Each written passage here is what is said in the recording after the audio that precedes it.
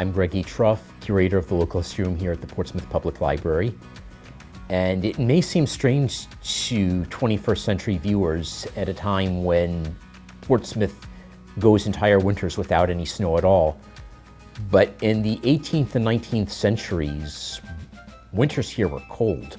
Cold to the point that the Elizabeth River froze over from one bank to the other several times.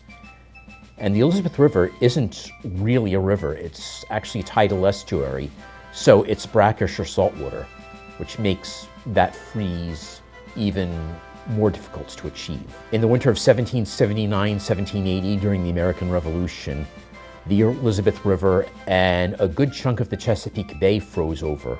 Blockade-running ships were trapped in port. They set up a temporary harbor in what is now Virginia Beach by knocking a chunk out of the ice in the frozen Atlantic and bringing cargo ashore by sled. And it was several weeks before things thawed out to the point where ships could move in and out of the Elizabeth River again, and the traditional ports of Norfolk and Portsmouth were open. This happened again, though not as severely, several times during the 19th century.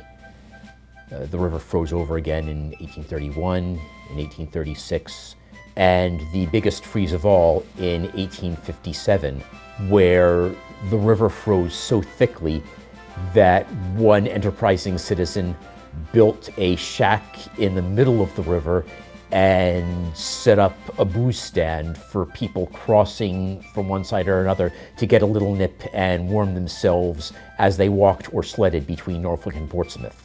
The Norfolk Argus newspaper reported on this, but did leave out one detail.